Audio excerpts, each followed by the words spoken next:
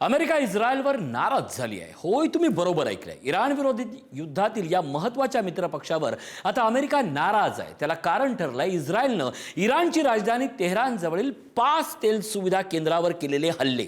ही तेल केंद्र उद्ध्वस्त झाल्यानं वॉशिंग्टनमध्ये अस्वस्थता वाढली आहे।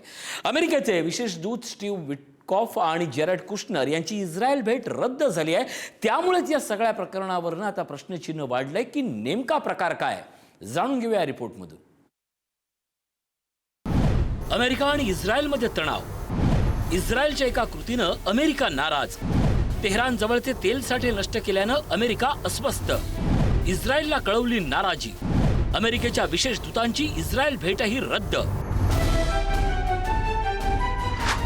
दोन मित्र देश एकमेकांसाठी अनेक दशकं उभे राहणारे, एकमेकांच्या हितासाठी इराणवर हल्ले करणारे, एकमेकांच्या हितासाठी थेट जगाला युद्धात ओढणारे असे दोन मित्र देश म्हणजे अमेरिका आणि इस्रायल यांच्यात थोडी दरी पडल्याचं सांगितलं जातंय। याला कारण ठरले आहेत इस्रायलनं तेल सुविधा केंद्रावर केलेले हल्ले। इराणमधील सुमारे 30 इंधन साठवण सुविधा उद्ध्वस्त केल्या आहेत। या हल्ल्यामुळे मोठ्या प्रमाणावर आग लागली आणि तेहरानसह अनेक ठिकाणी धुराचे लोट उसळलेले आपण पाहिले आहे। ऊर्जा संरचनेवर थेट हल्ला।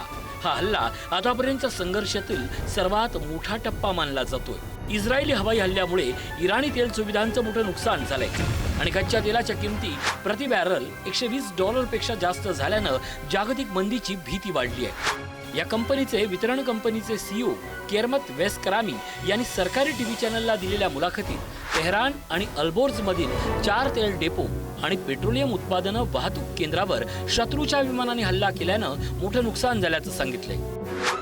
या हल्ल्यामुळे डोनाल्ड ट्रम्प इस्रायलवर चांगलेच नाराज झालेत। इस्रायलने एवढी टोकाची भूमिका घ्यायला नको होती। यामुळे युद्ध आणखीन भडकेल अशा शब्दात अमेरिकेनं इस्रायलला सुनावल्याचं कळतंय। तेलाच्या साठ्यावर जर हल्ला केला तर त्याचा त्रास जगभरातील इतर देशांना आणि सर्वसामान्य लोकांना होऊ शकतो असंही अमेरिकेनं इस्रायलला म्हटलंय। अमेरिका इस्रायलवरती नाराज झालेला आहे। याचं कारण इस्रायलने जे इराणचे तेल साठे होते ते नष्ट केलेले आहेत आणि यामुळे जे तेलाचं संकट जगासमोर आलं आहे ते अजून गंभीर होण्याची शक्यता आहे। इस्रायल आणि अमेरिका यांचे जे वॉर एम्स आहेत, वॉर सुरू करण्याचे जे कारण आहे ते वेगवेगळं आहे। त्यांचे हितसंबंध वेगवेगळ्या दिशेने जात आहेत आणि याच्यामुळे इराणच्या तेल साठ्यावरती इस्रायलने हल्ला करून त्यांची इकॉनॉमिक ताकद ही बर्बाद करण्याचा प्रयत्न केला आहे।